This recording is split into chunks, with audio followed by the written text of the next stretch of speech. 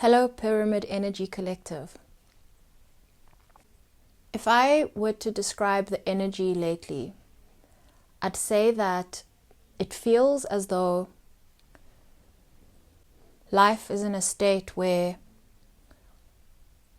everything seems to be in a different state compared to how we feel. I mean that things that could be labeled bad, good, it's a whole mix of things. Duality is not the right word, but it's as though there's an awareness that just because one big thing that, let's say, appears negative exists, that doesn't change the state of everything. It's just a part of it, and there's an acceptance that things can be in many states all at once. I sat down and asked Spirit to show me what message they have for all of us now, and they showed me quite a few things, and I love bringing good news. The first thing I saw was a big shiny red apple. You know, those big ones, the big ones that you know are juicy. Shiny, sparkly red apple. And with all these visualizations, I played with Google just to gather the meaning of all these messages. It says that the apple is a symbol of beauty, sweetness, and the hope for prosperity. It also symbolizes luxury, pleasure, love, fertility, and jealousy. And when I think about it, when the soil is rich, when the soil is fertile, that's how the best crop is grown. And you know, for me, the state of that apple is also a reminder that when the soil is well nourished, it shows in the results. The next thing they showed me was rain pouring down.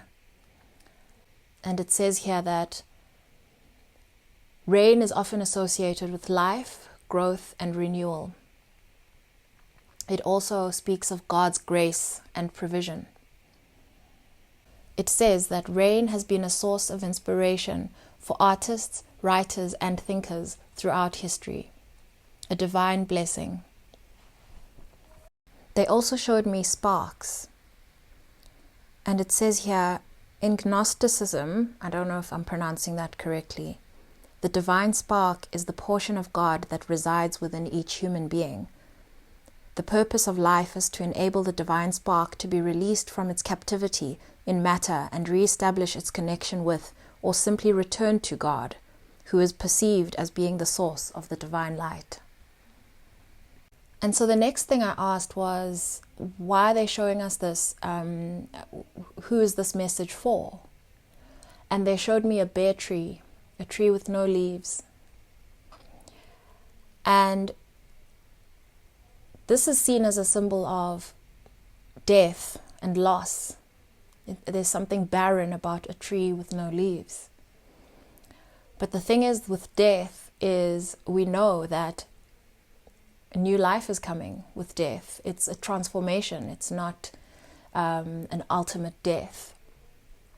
And it says that it brings with it the hope and expectation of growth. A bare tree also reminds me of autumn. Fall. And so this is also a reminder that in order for new leaves to form, we must shed. The next thing I saw was a star. And you know, the star can symbolize so many things. And so for this, I just went into myself to think about what is this star saying.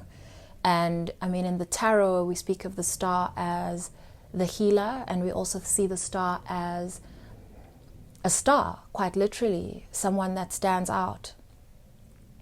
And it was one of those perfect golden stars. For me, this was a reminder to engage in activities that make you feel at ease, lighter, something fun. So, in a sense, be annoyingly happy even though things appear to be falling apart. And accept that things can be in many states at the same time. that's listening to music, dancing. Shake that energy out of your body. Allow the energy in your body to be changed up. Draw. Just be free in your space. Express yourself freely without needing to create something out of it. Just be. I mean, scream if you must. Sing, if you understand what I'm saying. The next thing they showed me were clouds. And what this was telling me was, in this space where you're allowing yourself to be free, let your mind wander. Allow yourself to forget. And also allow yourself to remember.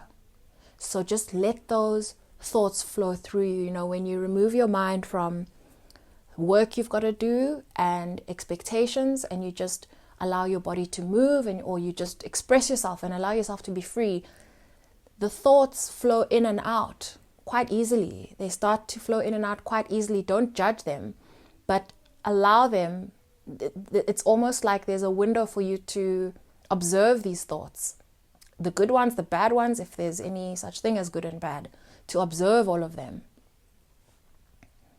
And then the next thing I saw, which for me has the most wisdom here, was a diamond shape and almost like a portal. Something's on the other side of this window. It's as if I knew that if I look through this diamond shape, it's like a door, like a window into a new reality.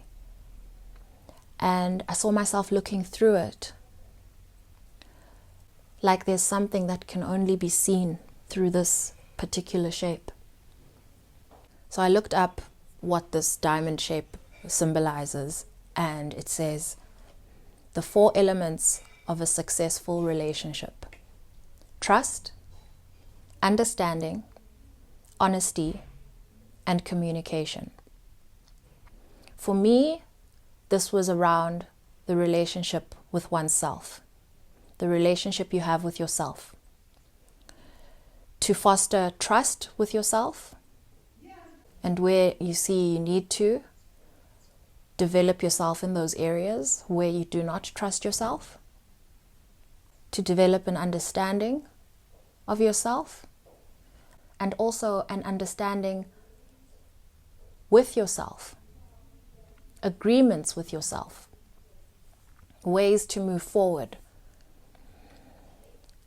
Honesty with yourself, looking at yourself the way things are, not judging yourself, being truthful about the way you do things, the way you see things, and your relationship with the way things are. To unpack that. And communication with yourself. How do you speak to yourself? Do you speak to yourself? Do you exchange information with yourself? Something that has been coming up in the past few weeks is this concept of me, myself, and I. And me being my identity, myself being how I identify with my identity, my relationship with me. And I being the all-seeing, the I that sees everything, all aspects, the higher self beyond, that is able to perceive itself, me, and myself. And often the concept of me, myself, and I is seen as a state of solitude. But in contemplating this, it's definitely become a state of unity with myself.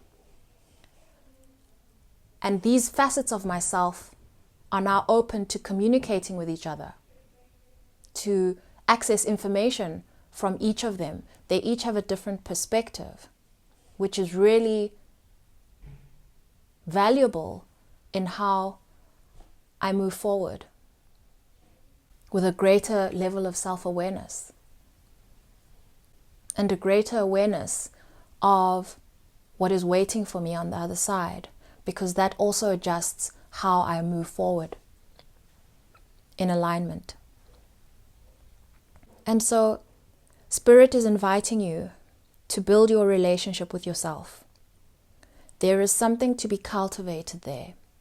And, I wrote all of this earlier, and the word cultivate, I had to look it up properly. I know we know what cultivate means, but I just needed the words. And it says, to prepare and use for crops or gardening. To prepare land for the raising of crops. Which brought me all the way back to that juicy red apple, that shiny red apple. And just in closing, I want to say that I also saw the seeds in the apple, at the core. And so with this, it's clear that there's a momentum building, but also that with this apple, you're going to cut through it and they're going to be seeds. With you doing the work to cultivate your relationship with yourself, taking into account these 4 elements, trust, understanding, honesty, and communication, you are essentially guaranteed more of these apples, more abundance, more good luck, more sweetness, more beauty, and more prosperity. Like I said, I really do love good news, and it's my hope that this message landed well with you.